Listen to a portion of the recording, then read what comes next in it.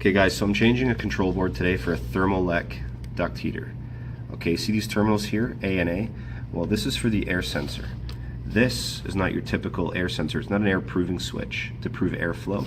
Basically, this is a thermistor. Now that changes resistance as the temperature around it changes. So what this does is this board will take that resistance and know what the temperature is of the air around it. So when it gets to 125 degrees Fahrenheit, the board will let the SSR know, basically the solid state relays that control the output to the heaters, it will start to dial them back to drop that air off.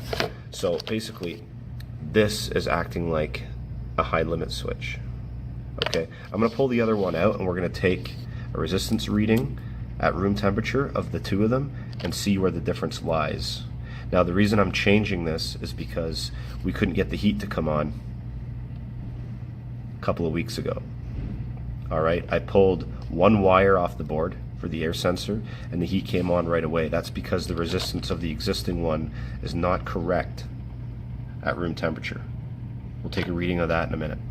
Okay, so I got my alligator clips on the leads of the thermistor, and if we look at the meter display, 11.7k ohms. This is the brand new thermistor. Okay, now the room's approximately 20 degrees, so we got to get that old one, the defective one, on here and see what that's reading compared to this one.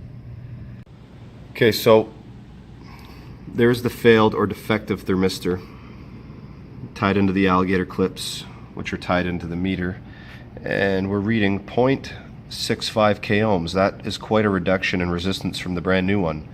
So that is why our duct heater failed, is because of this defective sensor. Whenever you're working on thermistors, guys, they have a resistance reading for a certain temperature. You need to check that in order to know if it's working correctly.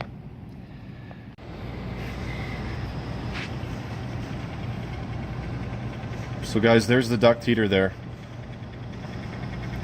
There's the new control board we just put in.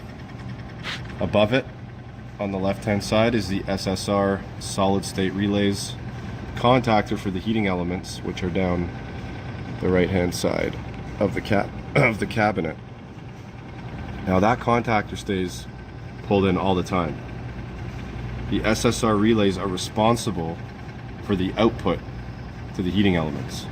Now if we didn't have those, this contactor would have to bang on and off to maintain set point. And we'd be replacing that contactor probably every couple of months. So these are very important in a duct heater application or anything that uses electric heating coils or elements. So that's the little repair I made today, guys. I just wanted to show you. Maybe you guys can learn something from it. Work safe, guys. Happy HVACing.